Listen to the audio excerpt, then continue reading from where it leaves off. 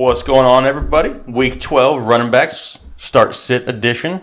Oh, yeah. Another crazy week. Yeah. We had some good calls. We had some bad calls. Kenyon Drake didn't do nothing. AP didn't do nothing. Yeah. Dion Lewis did. Could he do it again?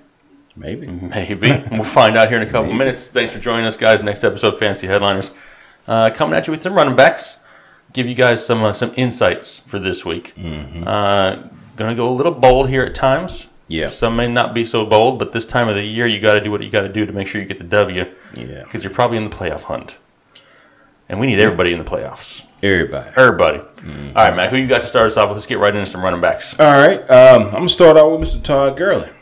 All right. And to be honest. Not so bold. Well, not so bold. I mean, but, okay. But you got to look at a lot of people were very high on the Saints.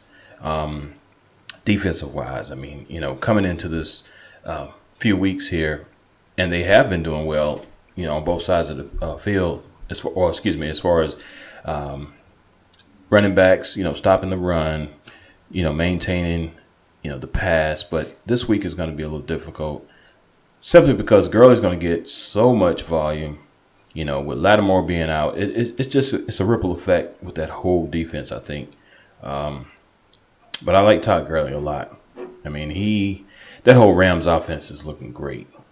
Yes. You know what I'm saying? It's one of those that coming into the season. Well, even looking at Gurley's his schedule, I thought after week 5 it was going to start declining.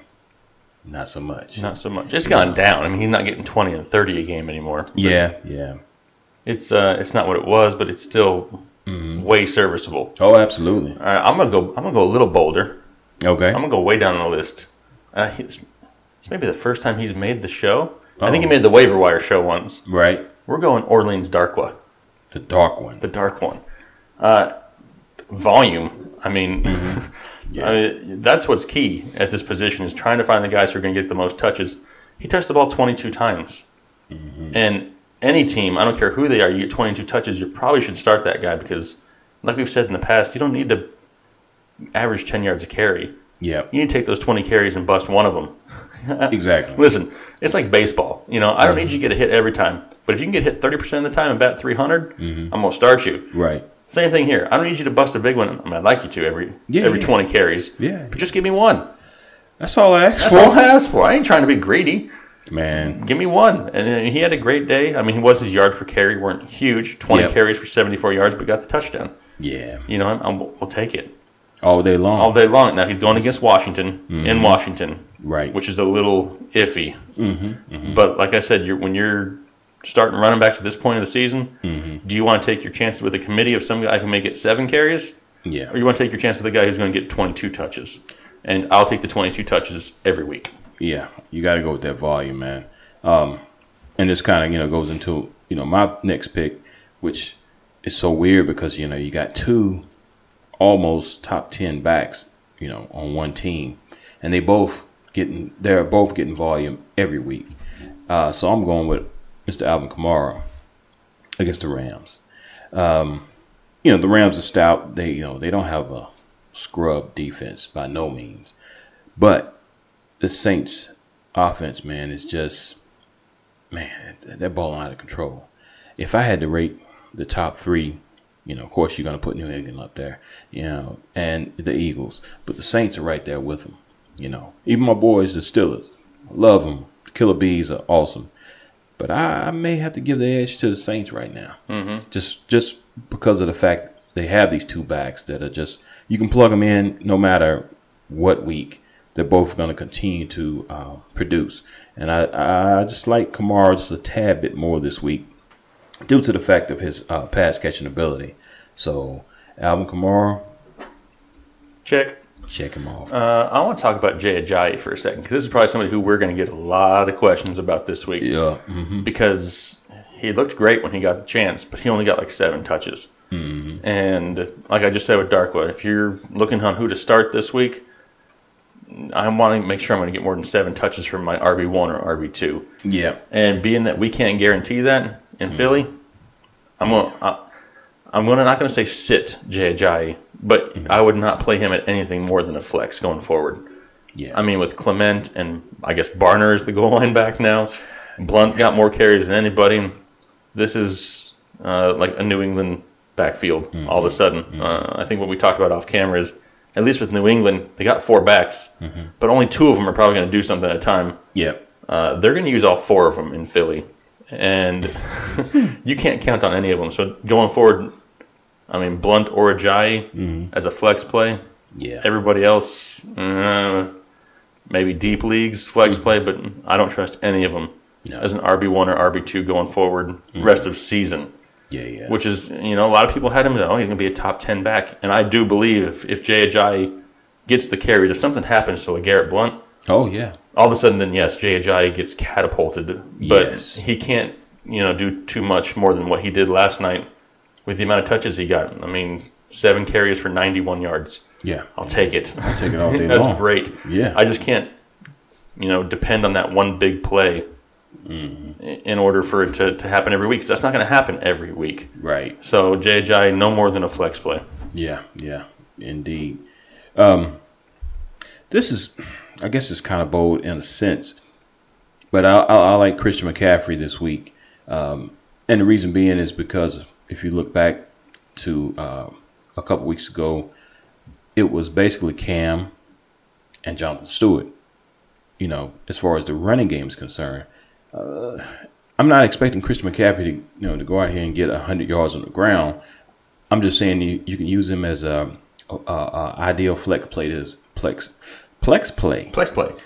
Use him as that too. Yeah. But a flex play this week simply because he is probably the number 2 receiver on that team until Olsen comes back. Like I said, it's still kind of up in the air, when that will happen. But right now, it's Funches of Oats, Christian McCaffrey. Funny Funches of Oats. Yeah. And like I said, he's going to get a lot of volume out of the backfield passing wise. And, the Jets, like I said, they're tough up front. So Jonathan Stewart may not be as effective as he was, the prior week. So that's why I like Christian McCaffrey. Oh, all right then. I'm going to go CMC. I'm going to go way bold. Like this guy he may not even be owned in your league. Whew, man. But I'm going to tell you to pick him up and start him. Wow. That's bold. Yeah. But he was the beginning of the year darling. A lot of people blew their fab budget on this guy. Tarik Cohen. Yeah. Yeah. Tarik Cohen. I am going to start Tarik Cohen this week, and I'll tell you why. So the whole problem with Tarik Cohen was his workload. And he was getting it at the beginning of the year, and he was producing. And then all of a sudden, midseason came around, and he was non-existent. I mean, he just wasn't involved. He'd get a couple plays a game, and that was it. All of a sudden, this past week against Detroit, 9 carries for 44 yards and a touchdowns, 4 catches for 15 yards. I mean, he got some work, and he produced something with it. They're playing Philly. In Philly next week. Man. They're going to have to throw the ball. Yeah. They're going to have to. Jordan Howard's still going to get his carries, but Tarik Cohen's going to see a little bit more work out of the backfield than he has in prior weeks. Like I said, right now on ESPN leagues, he's only 47% owned. Go out there, grab him, throw him in your flex. He's got the potential to have a great week this week. Yeah. Is he going to come out and get you 20 carries? No, not by any means. But he's going to come out and he's going to get 15 touches this week. And that type of ability with that amount of touches, something's bound to happen. Yeah. I don't understand why they haven't been using him, until now. Yeah. Like they have it, before, but that's John Fox. But yeah, that's right. He hates fantasy people. He does. But you know what? Be bold. Start Tarik Cohen. Yes. Yes. All right. I want to kind of go into some, the sits that I You got the what? Again? 2 weeks in a row? Man, I shouldn't have ate that. Shouldn't have ate that. Never mind. Yeah. But I don't care who it is. If it's Drake, Williams. This week, I'm sitting Andy Dolphin running back. Andy Dolphin? Andy Dolphin. Andy Dolphin. Yeah. I wish I had a dolphin sound effect. I don't have one, I don't think, though. But going against the Patriots, it's going to be one of those games. The game flow is going to be, out of reach, man. The Patriots at home, Thomas Brady looks phenomenal again, even though he's like 47 years old. Mm-hmm. But it's going to be one of those things. And then again, I don't know, Cutler, I mean, he may play. Who knows? You know what I'm saying? He was a little banged up. He got concussed. Yeah. So it just depends on if he comes out of that protocol. And even if he does, I mean, the weapons are not – they're not good enough, especially not to go against the Patriots. This is going to be an ugly game. So you can't really play any of those guys. If you don't have any better options, it's understandable. But, I would look at our especially our waiver wire video and just see who else is out there that you could probably use as a flex play this week. But yeah, because they ain't going to cut it. They're not. Not going to cut it. No. All right, well, trying to continue here with the boldness. Mm-hmm. This isn't real bold, but it's somebody we get a lot of questions about also. Mm-hmm. I think he was on last week's Keep Trade Cut video. Okay. With Doug Martin. Yeah. Okay, so Doug Martin has the potential to be an RB1.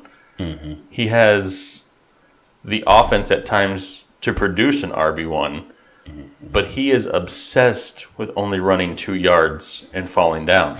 So therefore, going forward, and this is from here on out, we'll hear tons of Doug Martin start-sit questions throughout the week. Right. Because he's one of those guys where if you have him, you probably were relying on starting him at this point of the year, based off of injuries or bye weeks or whatever else you had. The Doug Martin experiment is over. Yeah. Not only sit Doug Martin, but just drop the dude. Yeah, man. Because at this point, he's probably caused you high blood pressure, anxiety. Your pharmacy bill probably went up because you've been buying antacids like crazy. Just save yourself some stress. Yeah. Just cut him and let somebody else deal with him. Exactly. And if he goes off this second half of the year, then he goes off. Yeah. But I don't see that. I mean, he's not doing anything against weaker matchups. Yeah. What's he going to do against tougher matchups? I mean, he's got Atlanta coming up. Atlanta's not a bad defense. No. They don't get as much credit as they deserve. And then they got Green Bay. Okay, Green Bay may be his one game left. If you want to stash him on your bench till week 13 and roll him against Green Bay, I mean, more power to you. But that's the last time he has a chance to sniff a lineup. Yeah. And who knows? I mean, I think this is his contract year, isn't it? Yes, it is, but I don't. Well, the reason why I say that is because who knows? I mean, they're not going to make the playoffs. So it could be one of those things where they try to, put Rita in, just see what they got, you know what I mean, going forward, because Hyde, I don't think will. Where'd Hyde come from? Oh, you know what? We're talking about Martin. I'm getting ahead of myself. Yeah, I was looking at my I'm like, Brita? I mean, where'd Brita head? Okay. Sorry, America. But here's the thing. You're transitioning. I'm transitioning. You were transcendent in your transitioning and didn't even bring it up. Exactly. So you guys missed that. But going into the next pick is Carlos Hyde, which is my sit this week. And again, reason being is because of that. Like I said, not only going against the Seahawks, which their defense is starting to play so much better than what they were in previous weeks. But, like I was saying, they're not going to be making the playoffs, speaking of the 49ers. So it's at that stage in the game where they're trying to see what they're going to have next year, how they can build and move forward. And, again, Matt Breida is probably going to be, plugged into the lineup more. It's almost a 50-50 now. It may start creeping up just a tad bit, and it just depends on Garoppolo if he's going to play. They might keep him out, for the rest of the year and just start afresh next year. But I just don't see enough volume for Carlos to be even effective. Because again, like I said, Matt, he's already getting touches, so no bueno. No bueno on Hyde this week. No. All right. The last guy I'm going to talk about is Dion Lewis. And I think in the past I've referred to it as committing the fantasy sin of starting a New England running back. But, I mean, you kind of got to start him now. Yeah. I mean, he's getting the work. He's averaging about 15 touches a game. He can catch passes. Yes, Burkhead and White are still involved. But it seems like Dion has kind of taken that lead role, quotation fingers, New England lead role. And he's done great with it. I mean, he had 10 carries for 60 yards. 4 catches for 28 and a touchdown this past week. I mean, he did great had a touchdown against Denver the week prior. I mean, they're going against Miami at home. I mean, this is, the stars have aligned for Dion Lewis to have another great week. And there's nothing out there that suggests, now this is Bill Belichick we're talking about, but nothing that suggests that this is going to change. Dion was the man a couple years ago before he got hurt. Mm-hmm. He's kind of earned it back again. And unless he goes out there and fumbles it away, it's going to be his for the rest of the season. And his schedule isn't half bad. No. I mean, he may even be available in your league. He's about 60% owned. So if he is, grab him, absolutely. And this is somebody that you're comfortable starting this week. Yeah. Man, this pains me to even put this guy on my sit list. And I know you spoke about him in the prior video about the volume. And I agree with that part of it. This week, I have to say AP. I hate to say it because, like I said, I love Adrian Peterson, man, just, overall as a back person, blah, blah, blah. But going against the Jaguars is going to be a little difficult, And here's the thing, just like you said earlier, it's hard to not start a running back that gets that volume, and I agree with that 100%. But you just gonna have to temper your expectations this week. He may just fall into the end zone. You know what I mean? On that 16th carry, who knows? But if you got better options, I would look at those first. If you don't, then start him. I mean, again, like I said, the volume will kind of dictate that. But the reason why I'm putting him as a sit this week, again, like I said, if you got depth. And if you only have been starting him as a flex anyway, I would look elsewhere for your flex play. Look to Dion Lewis. Exactly. That's right. It's a good kind of a swap because that's somebody you may be able to get out there. And that's true. That's available. Yeah. You never know. All right, well, those are our start sits for the week for running backs. Appreciate you guys watching. Make sure you're liking, commenting, subscribing, asking us questions. Find us on Twitter, Facebook. However you want to get a hold of us, do it. We appreciate you guys. Make sure you're hitting that like button for us. Yes, indeed. I think we're setting records every week for the amount of likes we're getting. Hey, man, we love it. We appreciate it. That's right. We're trying to get to big numbers. Big numbers. So, hey, you guys, make sure you have a good rest of your week. Let us know if you need any help. We'll help you get your lineup set. Thanks. Talk to you later. Peace.